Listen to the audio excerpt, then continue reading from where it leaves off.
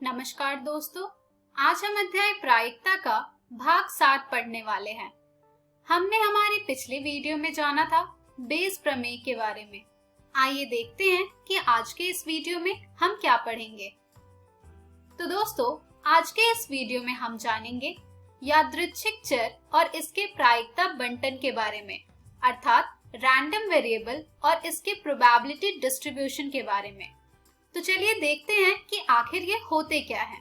तो दोस्तों, यादृच्छिक चर अर्थात रैंडम वेरिएबल को हम एक एग्जाम्पल के थ्रू समझेंगे।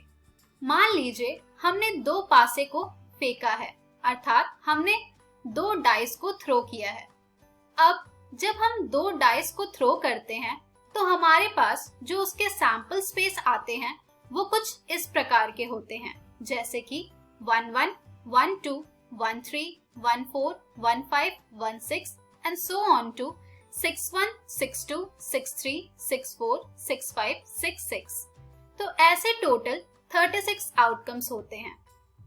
अब यहाँ पर अगर हमें ये चाहिए कि हमारे पास पासे में जो दो संख्याएं आए उनका योग 5 हो, तो ऐसे कौन कौन से आउटकम्स होंगी, आइए देखते हैं। तो दोस्तों, वैसे आउटकम्स होंगे जब आपके पास संख्या 1 4 आएगी, या फिर 2 3 आएगी, या फिर 3 2 आएगी, या फिर 4 1 आएगी। तो दोस्तों, ये जो आउटकम्स हैं, यहाँ पर आप किसी इवेंट में इंटरेस्टेड नहीं है, यानी कि आपको उससे कोई फर्क नहीं पड़ रहा है कि आपके पास 1 आ रही है या 2 आ रही है या 3 आ रही है। यहाँ पर आपको चाहिए कि जो दो संख्याएं आ रही हैं आपके पास, उन दोनों संख्याओं का जो योग हो अर्थात सम हो, वो आपको 5 मिले। तो यहाँ पर आप एक नंबर को एसोसिएट कर रहे हैं, और ये जो नंबर है ये रैंडम एक्सपेरिमेंट से एसोसिएटेड है, और इस नंबर की जो वैल्यू है वो वेरी भी कर सकती है। यानी कि अगर यहाँ पर अभी हमें 5 चाहिए, हम यहाँ पर 6 भी चाह सकते हैं, 7 भी चाह सकते हैं। तो ये सभी क्या है, ये सभी एक वेरिएबल बन रही हैं, अर्थात ये जो वैल्यू है वो वेरी कर सकती है। और चूंकि ये जो वैल्यू है ये हमारी रैंडम एक्सपेरिमेंट से लिंक्ड है, तो ऐसे जो वैल्यू होते हैं इन्हें हम कहते हैं रैंडम वेरिएबल, अर्थात यादृच्छिक चर। तो यहाँ पर ये जो x है हमारा, ये है हमारा रैंडम वेरिएबल अर्थात यादृच्छिक चर, और यहाँ पर जो हमारा यादृच्छिक चर है वो है 5, अर्थात जो हमें योग चाहिए था कि पासे में जो दो संख्याएं आए उनका योग 5 हो। इसी प्रकार से आप कोई और एक्सपेरिमेंट भी कर सकते हैं जिसमें कि आपको उनका सम कुछ और चाहिए होगा।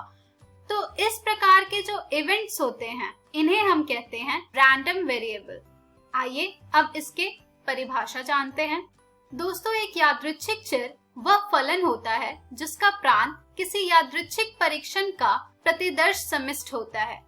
यानी कि जो रैंडम वेरिएबल होता है वो एक रियल वैल्यूड फंक्शन होता है, यानी कि ऐसा फंक्शन जिससे हमें हमेशा एक रियल वैल्यू मिलती है, और उसके डोमेन में जो संख्याएं होंगी वो हमारे सैंपल पॉइंट्स के सैंपल स्पेस होंगी। और ये जो रैंडम वेरिएबल होता है इसे हम x के द्वारा निरूपित करते हैं। दोस्तों, एक यादृच्छिक चर x फलन होता है जिसका प्रांत अर्थात डोमेन यादृच्छिक परीक्षण के परिणामों का समुच्चय होता है। एक यादृच्छिक चर कोई भी वास्तविक मान ले सकता है, इसलिए इसका सहप्रांत वास्तविक संख्याओं का समुच्चय होता है। यानी कि जो हमारा रैंडम वेरिएबल होता है वो कोई भी रियल वैल्यू ले सकता है, इसलिए हमारे पास जो इसका कोडोमेन आएगा वो भी रियल वैल्यूड नंबर्स का सेट होगा। आइए दोस्तों, अब हम रैंडम वेरिएबल पर एक और उदाहरण देखते हैं। मान लीजिए कि हमने दो सिक्कों को उछाला है। अब जब हम दो सिक्कों को उछालते हैं तो उसका जो सैंपल स्पेस हमारे पास आता है वो होता है HH, HT, TH, TT। अब यहाँ पर हमने जो हमारा x माना है वो हमने माना है प्राप्त चितों की संख्या। जैसा कि आप सब जानते हैं, जो हमारा रैंडम वेरिएबल होगा वो हमेशा एक रियल वैल्यूड फंक्शन होता है, यानी कि किसी भी चीज की संख्या जो होगी वो हमारी रैंडम वेरिएबल कहलाएगी। तो यहाँ पर हमने जो हमारे चित आने की अर्थात हेड आने की जो संख्या है उसको हमने यहाँ पर रैंडम वेरिएबल माना है, अर्थात यादृच्छिक चर माना है। तो यहाँ पर हमें रैंडम वेरिएबल की वैल्यू फाइंड करने के लिए पहले पॉसिबल वैल्यूज देखनी होगी कि हमारे हेड आने की क्या है। तो दोस्तों हेड आने की जो पॉसिबल कंडीशन हो सकती है वो हो सकती है कि या तो एक भी हेड ना आए, या फिर एक हेड आए एक टेल आए, दूसरा है कि दोनों बार हेड आए। तो हमारे जो पॉसिबल चांसेस हैं हेड के आने के वो हो जाते हैं 0, 1, 2। तो आइए देखते हैं कि जब हमारे पास एक भी चित्र नहीं आएगा, या फिर एक चित्र आएगा, या फिर दो चित्र आएगा, तो हमारे पास हमारे x की वैल्यू क्या आएगी। तो दोस्तों जब हमारे पास एक भी चित्र नहीं आएगा तो हमारे x की वैल्यू होगी 0। जब हमारे पास एक चित्र आएगा तो हमारे पास x की वैल्यू आएगी 1, और जब हमारे पास दो चित्र आएगा तो हमारे x की वैल्यू आएगी 2। तो आइए देखते हैं कि हमारे रैंडम वेरिएबल hh की वैल्यू क्या आती है। तो यहाँ पर हमारे रैंडम वेरिएबल hh की वैल्यू जो आएगी वो आएगी 2। इसी तरह से रैंडम वेरिएबल ht और th की जो वैल्यू आएगी वो आएगी हमारे पास 1, और इसी प्रकार से tt की रैंडम वेरिएबल आएगी हमारे पास 0। तो दोस्तों कुछ इस तरह से हम रैंडम वेरिएबल फाइंड करते हैं हमारे प्राप्त किए गए पॉसिबल वैल्यूज की हेल्प से। तो दोस्तों ये थी थोड़ी बहुत जानकारी रैंडम वेरिएबल के बारे में कि अगर हम दो कॉइन को टॉस करते हैं तो हमारे रैंडम वेरिएबल x hh की जो वैल्यू आएगी वो 2 आएगी, x ht और th की जो वैल्यू आएगी वो 1 आएगी, और x tt की जो वैल्यू आएगी वो 0 आएगी। चलिए अब हम जानते हैं इनकी प्रोबेबिलिटी डिस्ट्रीब्यूशन के बारे में। तो दोस्तों प्रोबेबिलिटी डिस्ट्रीब्यूशन बनाने के लिए हम यहाँ पर सबसे पहले एक टेबल बनाते हैं जिसमें हम फर्स्ट रो में हमारे x की वैल्यूज को लिखते हैं। जैसे कि यहाँ पर हमारे x की जो वैल्यू है वो है 0, 1 और 2।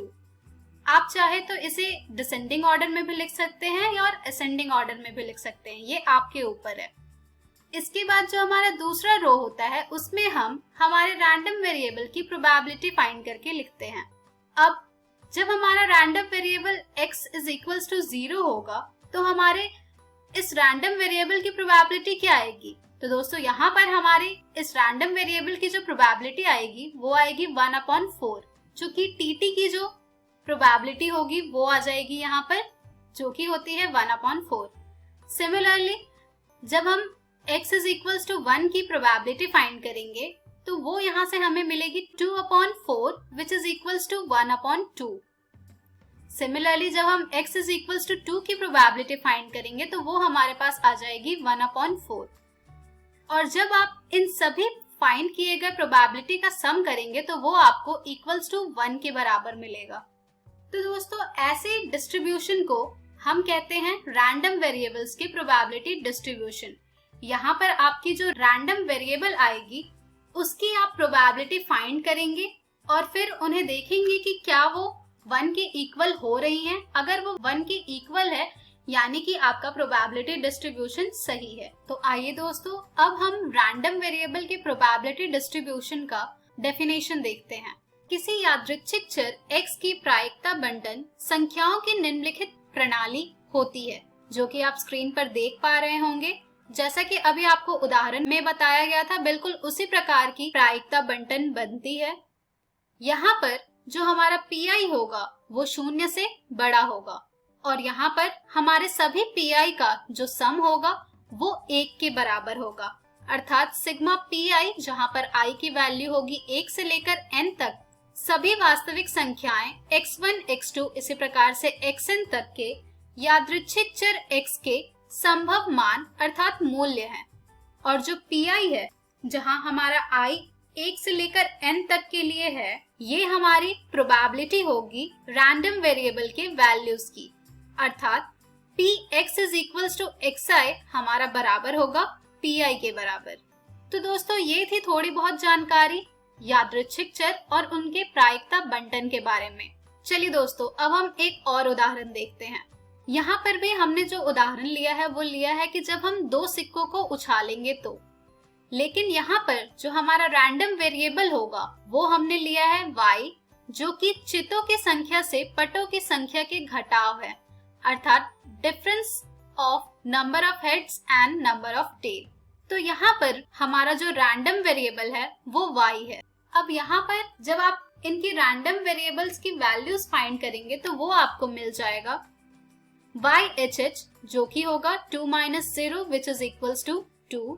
सिमिलरली YHT जो कि होगा 1 - 1 विच इज इक्वल्स टू 0।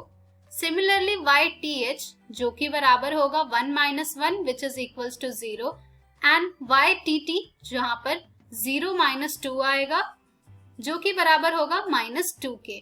तो दोस्तों यहाँ से आप ये कह सकते हैं कि जो आपके रैंडम वेरिएबल आए हैं पहले वाले उदाहरण में और दूसरे वाले जो उदाहरण है जो अभी हम स्क्रीन पर देख रहे हैं, ये दोनों अलग अलग रैंडम वेरिएबल्स डिफाइंड है, लेकिन इनका जो सैंपल स्पेस है वो एक ही है।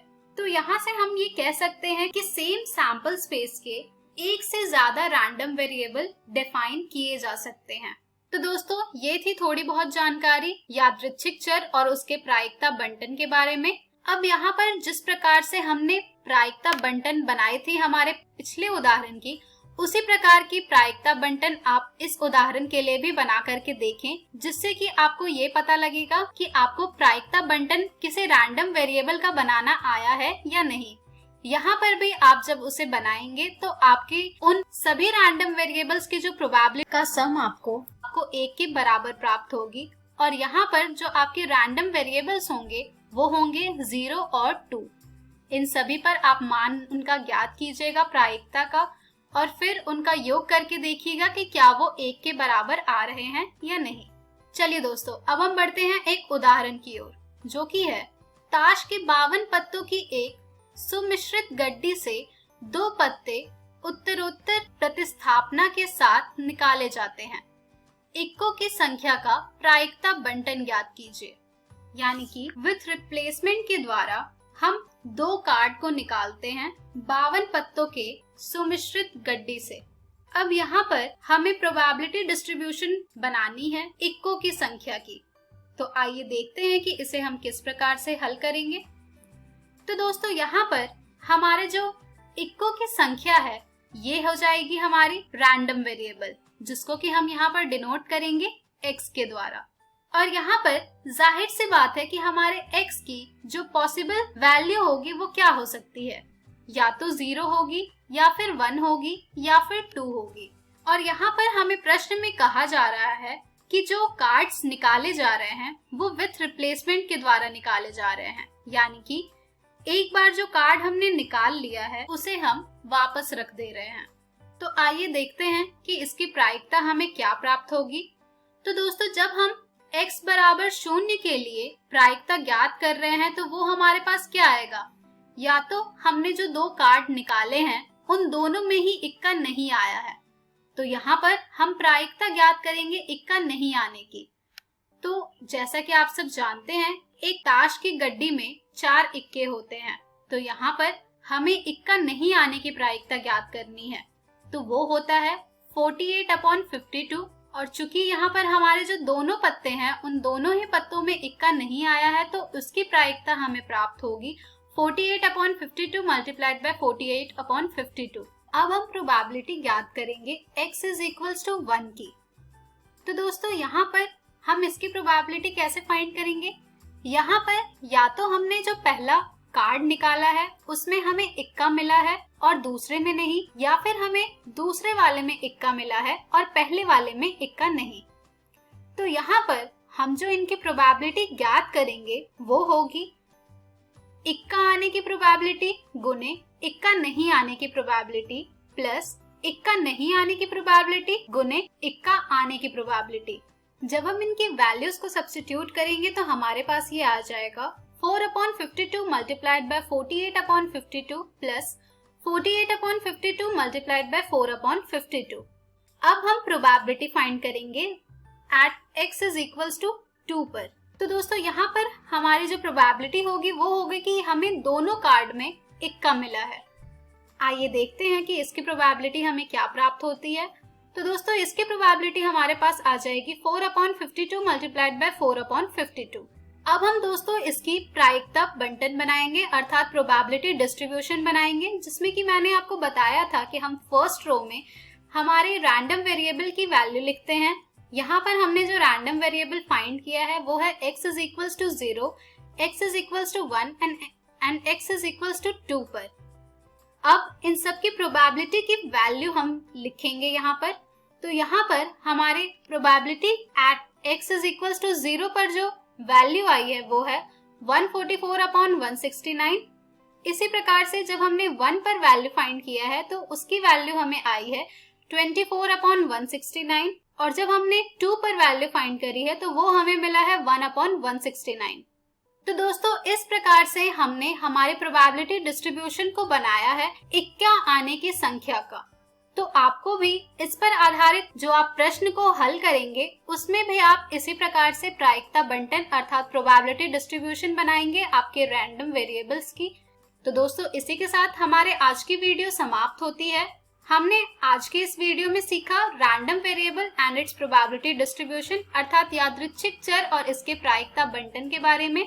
हम हमारे अगले वीडियो में जानेंगे यादृच्छिक चर का माध्य तथा यादृच्छिक चर का प्रसरण अर्थात रैंडम वेरिएबल का मीन और रैंडम वेरिएबल का वेरिएंस। धन्यवाद।